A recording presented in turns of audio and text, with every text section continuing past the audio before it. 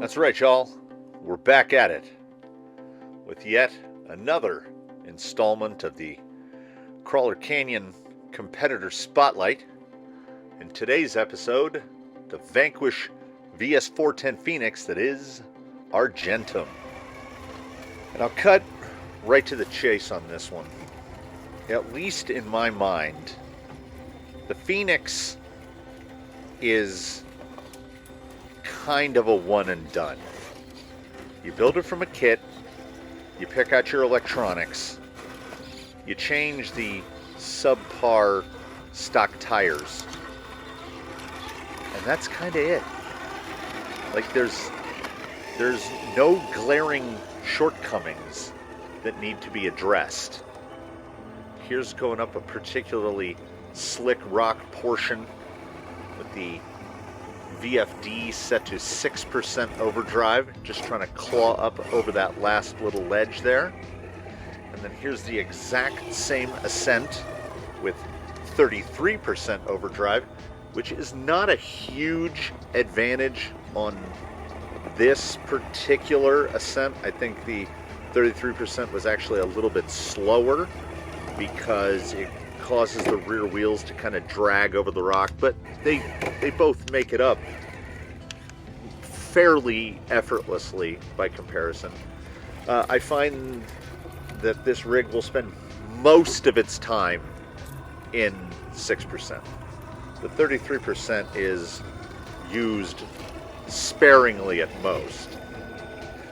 Unlike some other rigs, SCX 10.3, I'm looking at you, the body on this is really easy to get on and off, which is a plus. For power in this, it's all Castle, a Copperhead 10, and a 1900 kV slate, which was stolen from Blue Sky High because only 540s fit. And you really do build the motor into the transmission. Like, if I needed to take that thing out, this is the spark plugs on an old Nissan 300Z. You're going to have to wrestle that vehicle to get them away from it. Now, that's not necessarily a drawback when you sit back and think, how often do I take the motor out of a rig? Like, unless you're driving it someplace really terrible, which I tend not to. I have a rig kind of dedicated to rainy days and goofing about, and this is not that one. So this little section of rock right here is, I don't know, 60 plus degrees, but it's got some good grip in it because it's an old driveway. And once the Phoenix can find the right line to not get parts hung up, it's just going to go directly up a near vertical face, which is what gives it a perfect 10 on the verticality score. Realistically, not giving out brownie points. It just does. The servo is another AGFRC SA75, which is probably my favorite servo overall, but they're like 85 bucks a pop, so I'm not throwing one into everything. The AG73 at about 30 bucks cheaper tends to find its way into more vehicles. So now we're wheeling around to the stiff section along the fence, which is overly narrow, but the Phoenix has a lot of steer angle, like a lot. I don't know what they claim angle-wise. It's 45 or better, and with the J Concepts, with the tusks on there, giving it the right amount of side bite, it's not blisteringly fast in attacking these obstacles, but I find that that's how the Phoenix does things. It is the tortoise in this. It is slow and steady that wins the race, because if you keep your speed somewhat moderated, it's really difficult to upset this rig. It just stays where it is. Part of that, I guess some people don't like them, but I really do like those incision shocks. They nearly perfectly match the suspension geometry of the vehicle.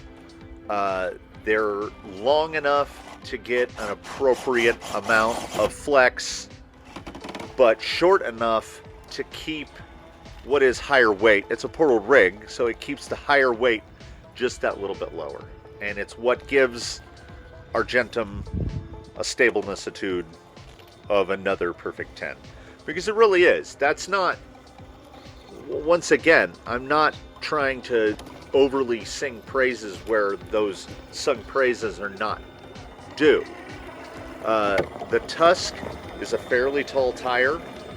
The body on the Phoenix is a fairly tall body. There are the Tusk, the aforementioned Tusks, which are brilliant. I can't imagine any tire doing better on this rig. And the weight that it's scaled in at is the weight it's going to live at. I see no need whatsoever to add weight to this rig at all. The only weight that would go on here is if I, for whatever reason, decided to put LEDs in it. I don't intend to put a winch in it.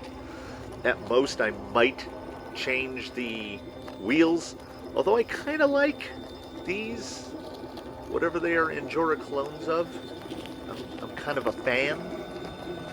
And as to the rest of the outfit, it's all kit stock. I haven't changed out anything.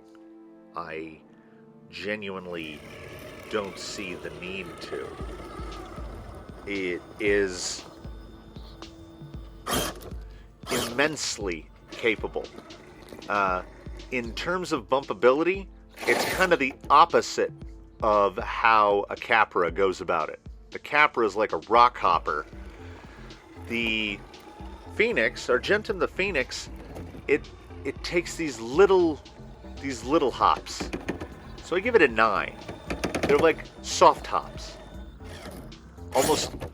Almost precision, because that slate has got quite a lot of torque. There are my personal faves, the 4409s, for jobs like this. So for a swirlability score, you throw the big overdrive in the front, you lock your dig, and yeah, I mean, it's kind of a donut, but with a 1900 kV and massive gear reduction, I mean, I give it an 8 because it'll knock around a lot of dirt, but I mean, this is tray sliding, the crawler equivalent of tray sliding, so it's not really throwing a donut. So that'll move us on to X-factoring, and I can tell you now, before revealing the score, that it's going to be pretty high, because we've got a rig with on-the-fly switchable overdrive. We've got a dig unit that just further adds to the stability of a vehicle that is already really stable. It can crawl lines in broken terrain. It just drives right over this. That's like 5 inches of straight vertical when it gets to that log. This section of the beast is really difficult. That little section right there is, the rear end is on basically vertical. And in this, I do a double run. That was on 6%, and then I'll run it again on 33%. In this particular ascent, with just the nature of the terrain, the 33% is a bit of an advantage, because it's allowing the front end to pull the rear up over that stuck section. So it cleared it even more easily than on the lower overdrive. So as this rig sits, X-factoring, again, it's a 10. The truck is legitimately almost 10s straight across the board. It is just capable. It is a world of difference with tusks on it versus the kit tire, but that doesn't change the characteristics of the rig itself, which is, I mean, I guess I'm selling it pretty hard, but outstanding. It really, really is. It sends me hunting for lines that, when wheeling something else, I might think impossible. And even attempting those types of nearly undoable lines, it's not much of a surprise that Argentum has fewer scratches on the shell than some others, because like a Buddhist monk near to achieving enlightenment, he's difficult to upset. And on that bad pun, we will wrap this one up.